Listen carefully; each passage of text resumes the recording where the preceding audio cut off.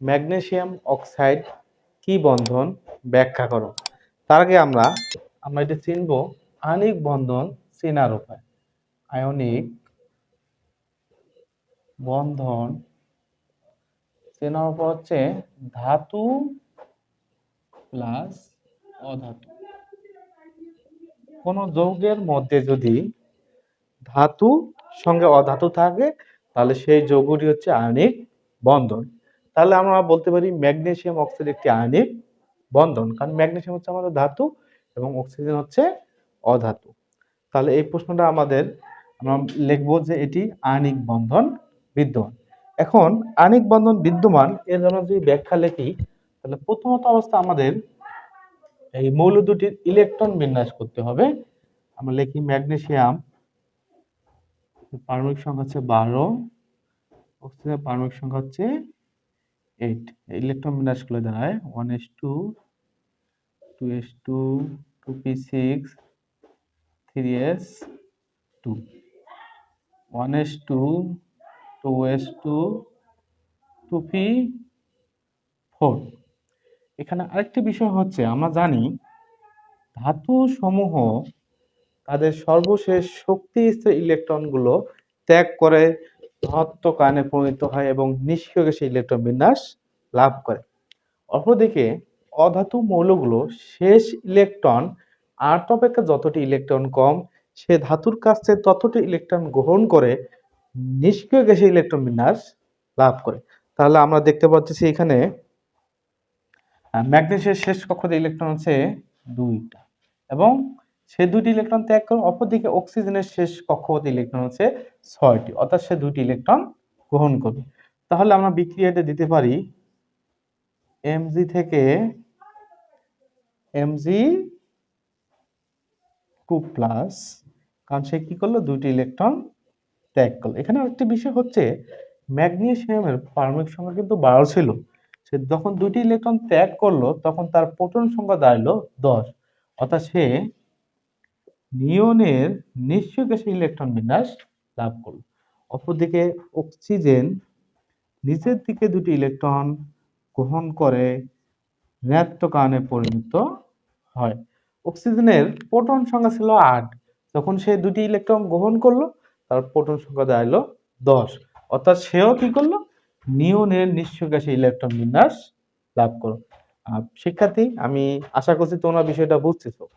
এইবার আমরা একটি ডায়াগ্রামের মাধ্যমে দেখিয়ে দেবো বিষয়টা। তাহলে এটা আমি তোমরা তুলে নাও যারা নিচ্ছ, আমি মিশাই দিলাম।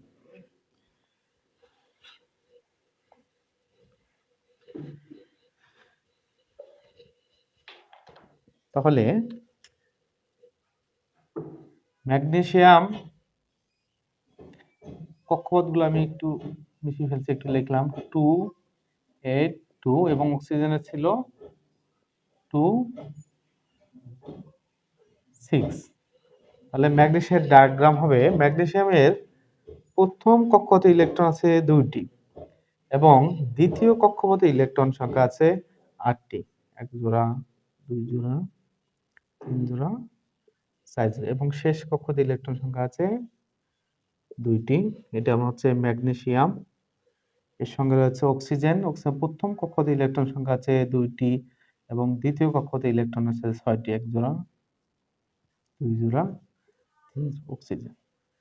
তাহলে এটি হচ্ছে আমাদের বিক্রিয়ক।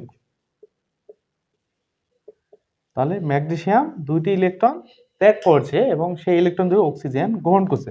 তাহলে আমরা পরের স্টেপে গিয়ে ম্যাগনেসিয়ামের ইলেকট্রন 2টি ত্যাগ দেখাবো এবং অক্সিজেনের ডায়াগ্রামে 2টি ইলেকট্রন যোগ হবে। তাহলে হচ্ছে ম্যাগনেসিয়াম প্রথম কক্ষপথে 2টি ইলেকট্রন, দ্বিতীয় কক্ষপথে 8টি ইলেকট্রন, 1 জোড়া 2 জোড়া 3 জোড়া 4 জোড়া।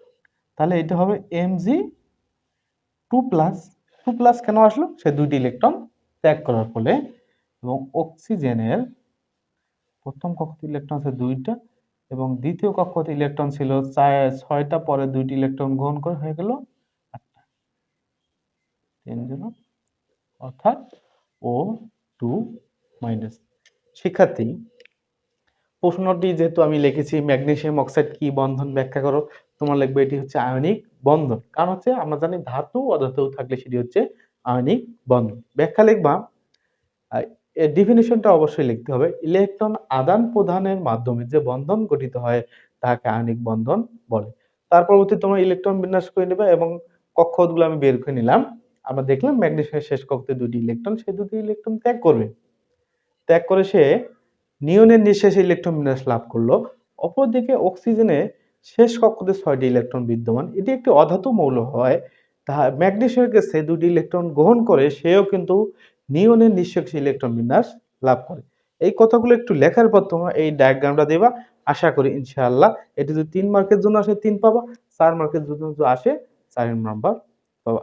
আমার ভিডিওগুলো ভালো লাগলে একটু লাইক, কমেন্ট, সাবস্ক্রাইব করে সকলে পাশে থাকবেন।